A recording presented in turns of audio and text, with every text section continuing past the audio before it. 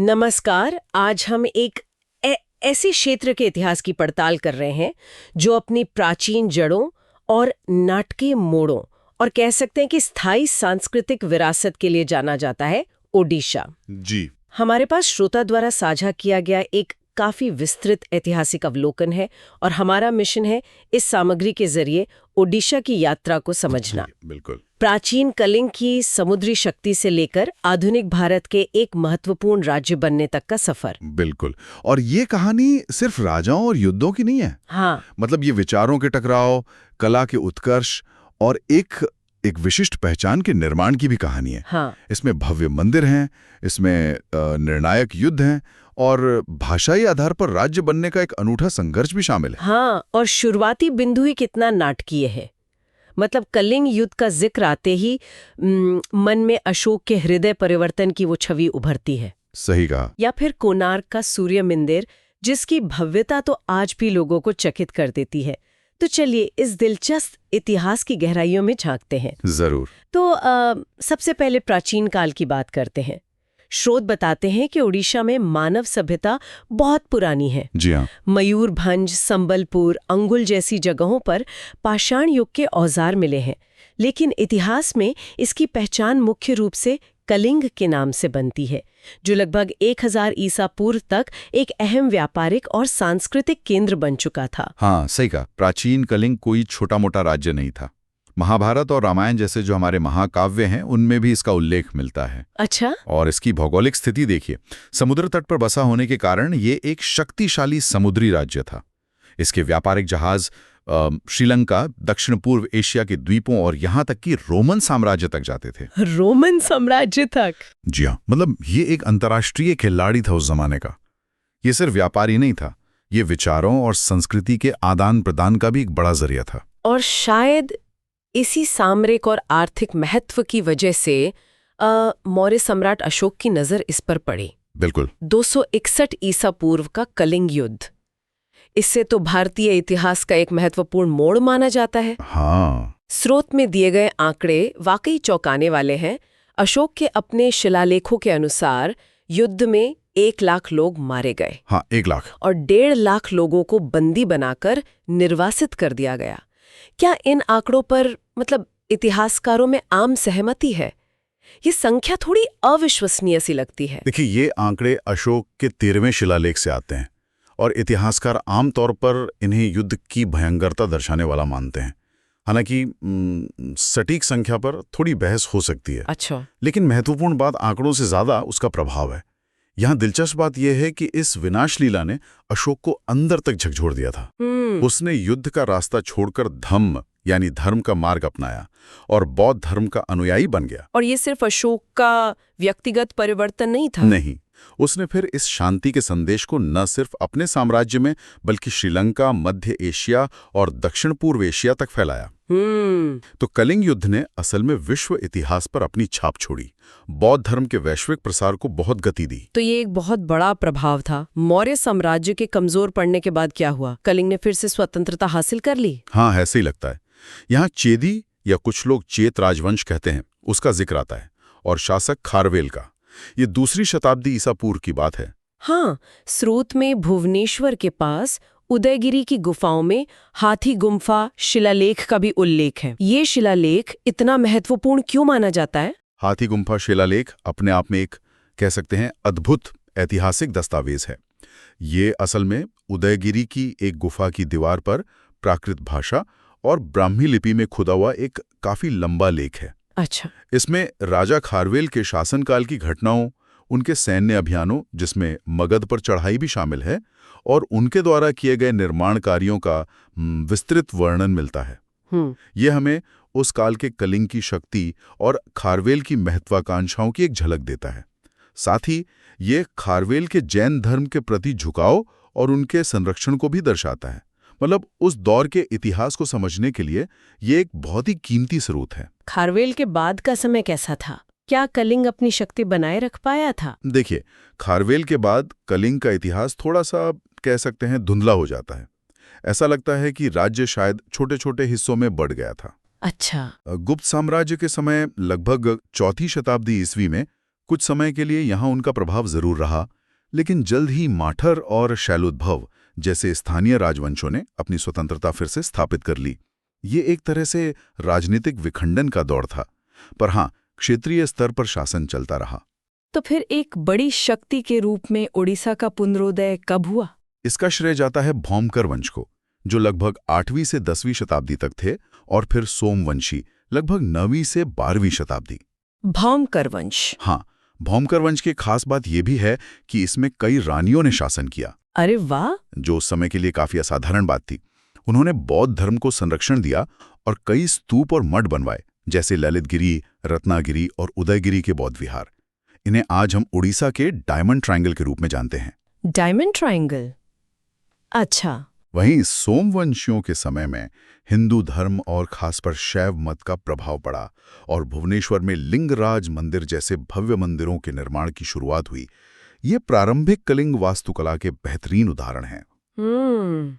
यहीं से मंदिर निर्माण की वो परंपरा शुरू हुई, जिसने आगे चलकर और भी विशाल रूप लिया। और यहाँ बात वाकई दिलचस्प हो जाती है जब पूर्वी गंग राजवंश मंच पर आता है। ये लगभग 11वीं से 15वीं शताब्दी का समय था। इन्हें तो ओडिशा के इतिहास का एक स्वर्णिम अध्याय माना जाता है। बिल्कुल बिल्कुल। पूर्वी गंग शासक वास्तव में शक्तिशाली और महत्वाकांक्षी थे। अनंतवर्मन चोडगंगदेव, जिनका शासनकाल लगभग 1078 से 1150 ईस्वी तक रहा, उन्होंने न केवल कलिंग को फिर से एकजुट किया, बल्कि अपने राज्य का काफी विस्तार भी किया। अच्छा। लेकिन उनकी सबसे स्थायी देन है पुरी में वर्तमान जगन्नाथ मंदिर का निर्माण शुरू करवाना। जगन्नाथ मंदिर? जी। ये मंदिर आज सिर्फ उड़ीसा ही नहीं, बल्कि पूरे भारत के सबसे महत्वपूर्ण तीर्थस्थलों में से एक है। और ये सिर्फ एक धार्मिक केंद्र नहीं बना, उड़ीसा के सामाजिक, सांस्कृतिक और राजनीतिक जीवन का केंद्र बिंदु बन गया। और फिर आते हैं नरसिंह देव प्रथम, जिनके समय में कोणार्क का विश्व प्रसिद्ध सूर्य मंदिर बना। ये तो वास्तुकला का एक अजूबा ही माना जाता है। निसंदेह 13वीं शताब्दी में बना कोणार्क का सूर्य मंदिर ये गंग वंश की शक्ति, उनकी समृद्धि और उनकी कलात्मक पराकाष्ठा का प्रतीक है।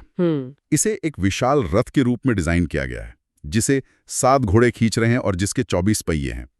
उसकी पत्थर की नक्काशी तो अद्भुत है। हाँ, मैंने तस्वीरें देखी हैं, अविश्वसनीय। हाँ, और अगर हम इसे बड़ी तस्वीर से जोड़ें तो ये मंदिर गंग साम्राज्य की मजबूत अर्थव्यवस्था का प्रमाण है, जिसका आधार कृषि और समुद्री व्यापार दोनों था, और उनकी इंजीनियरिंग क्षमताओं का भी। सही। ये मंदिर सिर्फ पूजा स्थल नहीं थे, ये सत्ता के प्रतीक थे, कला और संस्कृति के केंद्र थे, और इनसे जुड़ी अर्थव्यवस्था भी काफी बड़ी होती थी। इस दौर में उड़ीसा बंगाल की खाड़ी क्षेत्र में एक प्रमुख शक्ति था। गंग वंश के बाद गजपति साम्राज्य का जिक्र आता है 15वीं-16वीं शताब्दी में। स्रोत में कपिलेंद्र देव और पुरुषोत्तम देव का नाम है, जिनके समय में ओडिशा का साम्राज्य अपने सबसे बड़े आकार तक पहुंचा था। हाँ, गजपति शासकों ने, खासकर कपिलेंद्र देव ने, जिनका शासनकाल लगभग 1434 से 1467 ईस्वी था, ओडिशा की सीमाओं का अभूतपूर्व विस्तार किया। कितना विस्तार? उत्तर में गंगा नदी से लेकर दक्षिण में कावेरी तक उनका प्रभाव था। इसमें आज के बंगाल, आंध्र प्रदेश और मध्य प्रदेश के कुछ हिस्से भी शामिल थे। बाप रे, काफी बड़ा साम्राज्य था। बहुत बड़ा। और इस दौर में ओडिया भाषा और साहित्य का भी खूब विकास हुआ। सरला दास ने इसी समय ओडिया महाभारत की रचना की थी। पुरुषोत्तम देव के समय में भी कला और संस्कृति को बढ़ावा मिला। लेकिन देखिए, इतनी विशालता के साथ चुनौतियां भी आती हैं। हाँ, वो तो है। 16वीं शताब्दी तक आते आते आंतरिक कला और पड़ोसी राज्यों, खासकर दक्षिण के विजयनगर साम्राज्य और उत्तर में बंगाल सल्तनत से लगातार संघर्ष ने गजपति साम्राज्य को कमजोर कर दिया। और यहीं से बाहरी शक्तियों के आगमन का रास्ता खुल गया होगा। बिल्कुल। कमजोरी का फायदा उठाते हुए पहले बंगाल के सुल्तान और फिर गोलकुंडा के कुतुबशाही शासकों ने आक्रमण किए। अंततः 1568 ईस्वी में कलिंग का जो अंतिम स्वतंत्र हिंदू साम्राज्य था, वो समाप्त हो गया। इसके बाद कुछ समय तक अफगान शासकों का नियंत्रण रहा, और फिर 1592 में मुगल सम्राट अकबर के सेनापति राजा मान सिंह ने उड़ीसा को मुगल साम्राज्य में मिला लिया। फिर मुगलों का शासन? हाँ, फिर 18वीं शताब्दी के मध्य में जब मुगलों का प्रभाव कम हुआ तो मराठों ने यहाँ अपना नियंत्रण स्थापित कर लिया। तो ये दौर जो था वो लगातार सत्ता परिवर्तन और अस्थिरता का था, और इसका असर यहाँ की जनता और अर्थव्यवस्था पर बहुत बुरा पड़ा। और फिर अंग्रेज आए। 1803 में दूसरे आंग्ल मराठा युद्ध के बाद Odisha British east India company के कब्जे में आ गया। ब्रिटिश शासन का अनुभव कैसा रहा उड़ीसा के लिए? ब्रिटिश राज में उड़ीसा के लिए एक बड़ी समस्या ये हुई कि उसे प्रशासनिक रूप से बांट दिया गया, विभाजित कर दिया गया। कैसे? जो तटीय हिस्से थे वो बंगाल प्रेसिडेंसी का हिस्सा बन गए, दक्षिणी हिस्से मद्रास प्रेसिडेंसी में चले गए और पश्चिमी हिस्से मध्य प्रांत यानी सेंट्रल प्रोविंसेस में शामिल कर दिए गए। ओह, तो पूरा बिखरा हुआ था। बिल्कुल। और इस विभाजन का नतीजा ये हुआ कि ओडिया भाषी लोग अलग अलग प्रशासनिक इकाइयों में बंट गए, जिससे उनकी भाषा, उनकी संस्कृति, उनके हितों की कह सकते हैं उपेक्षा होने लगी। इसी पृष्ठभूमि में 19वीं सदी के अंत और 20वीं सदी की शुरुआत में उत्कल सम्मिलनी जैसे संगठनों के नेतृत्व में एक सशक्त आंदोलन शुरू हुआ। हाँ, मधुसूदन दास और गोपबंधु दास जैसे नेताओं का नाम स्रोत में प्रमुखता से लिया गया है। इनका लक्ष्य क्या था? इनका लक्ष्य था सभी उड़िया भाषी क्षेत्रों को मिलाकर एक अलग प्रांत बनाना। और यह आंदोलन सफल रहा, है ना? हाँ, सफल रहा। हाँ, यह आंदोलन सफल रहा और इसने भारतीय इतिहास में एक मिसाल कायम की। ये एक महत्वपूर्ण सवाल उठाता है, भाषाई पहचान और क्षेत्रीय स्वायत्तता का। सही। लंबे संघर्ष के बाद 1 अप्रैल 1936 को उड़ीसा, उस समय उड़ीसा कहलाता था, उसे एक अलग प्रांत का दर्जा दिया गया और ये भारत में भाषाई आधार पर गठित होने वाला पहला राज्य था। पहला राज्य, ये तो बहुत महत्वपूर्ण बात है। हाँ, बहुत महत्वपूर्ण। ये सिर्फ एक प्रशासनिक पुनर्गठन नहीं था, बल्कि ये उड़िया अस्मिता और सांस्कृतिक पहचान की एक बड़ी जीत थी। इसने भविष्य में भारत में अन्य भाषाई राज्यों के गठन के लिए भी एक तरह से मार्ग प्रशस्त किया। स्वतंत्रता के बाद क्या बदलाव आए? आजादी के बाद ओडिशा में जो 26 छोटी बड़ी रियासतें थी, मतलब प्रिंसली स्टेट्स, उनका भारतीय संघ में विलय हुआ और उन्हें उड़ीसा प्रांत का हिस्सा बनाया गया। अच्छा। विकसित किया गया, जिसका औपचारिक उद्घाटन 1948 में हुआ। और आज का आधुनिक उड़ीसा कैसा है? तब से लेकर आज तक उड़ीसा ने विकास के कई पड़ाव देखे हैं। ये खनिज संपदा के मामले में खासकर लौह अयस्क, बॉक्साइट, कोयला, इनमें भारत के सबसे धनी राज्यों में से एक है। हाँ, सुना है। यहाँ भारी उद्योग जैसे steel plant, aluminium plant, power plant, ये सब स्थापित हुए हैं। लेकिन इसके साथ ही उड़ीसा ने अपनी समृद्ध सांस्कृतिक विरासत को सहेजने पर भी काफी ध्यान दिया है। ये आधुनिकता और परंपरा का एक दिलचस्प संतुलन बनाने की कोशिश कर रहा है। हाँ, इस सांस्कृतिक विरासत की बात करें तो स्रोत में कई चीजों का जिक्र है।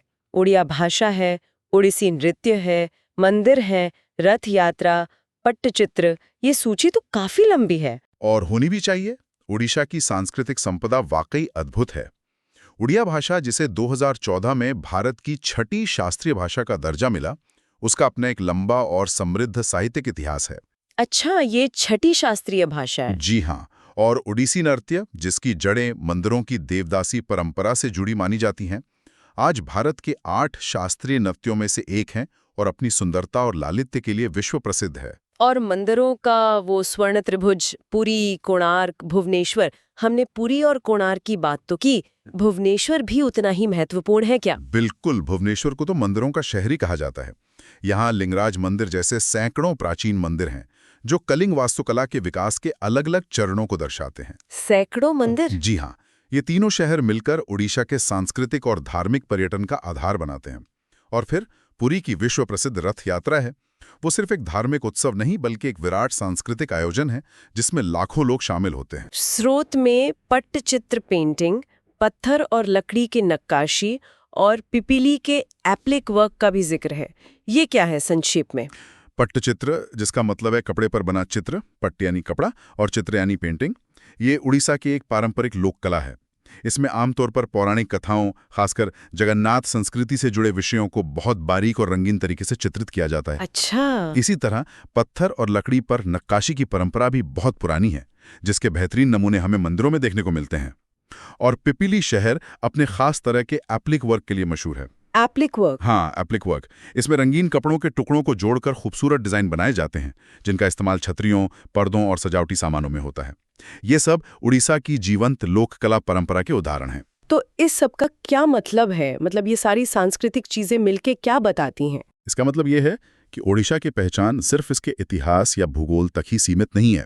उसकी आत्मा उसकी कला में, भाषा में, संगीत, नृत्य और त्योहारों में बसती है।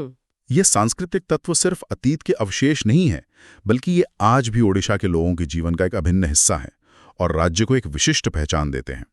ये दर्शाते हैं कि राजनीतिक उतार चढ़ाव के बावजूद जो सांस्कृतिक धारा थी वो हमेशा बहती रही है। तो संक्षेप में कहें तो हमने ओडिशा के इतिहास का एक वाकई लंबा और बहुत विविध सफर तय किया है। हाँ, प्राचीन कलिंग की समुद्री ताकत और अशोक को बदलने वाले उस भयानक युद्ध से लेकर मध्यकाल के भव्य मंदिर निर्माता राजवंशों तक, और फिर औपनिवेशिक विभाजन के दर्द से गुजरकर आधुनिक भारत में भाषा के आधार पर अपनी पहचान बनाने वाले पहले राज्य बनने तक का सफर। ये यात्रा संघर्ष और सृजन दोनों से भरी रही है। निश्चित रूप से। और अगर हम इस पूरी कहानी पर एक नजर डालें तो एक दिलचस्प विरोधाभास या कहें एक द्वंद्व सा उभरता है। ओडिशा का इतिहास गवाह है भीषण संघर्षों का, जैसे कलिंग युद्ध जिसने लाखों जानें लीं। हाँ, लेकिन साथ ही ये गवाह है अद्भुत रचनात्मक ऊर्जा का भी, चाहे वो कोणार्क और पुरी के मंदिर हों, या ओडिसी नृत्य का लालित्य हो, या फिर पट्टचित्र की वो बारीक कला। सही कहा। ये हमें शायद ये सिखाता है कि विनाश और सृजन साथ साथ चल सकते हैं, और कठिन से कठिन परिस्थितियों में भी मानवीय रचनात्मकता और सांस्कृतिक अभिव्यक्ति जो है वो अपना रास्ता खोज ही लेती है। ये लचीलापन, ये रेजिलियंस शायद ओडिशा के इतिहास का एक केंद्रीय सबक है। और कौन जाने, शायद इसका वो गौरवशाली समुद्री अतीत जिसने इसे कभी विश्व से जोड़ा था, भविष्य में नई संभावनाओं के द्वार भी खोल सकता है। ये सोचने वाली बात है।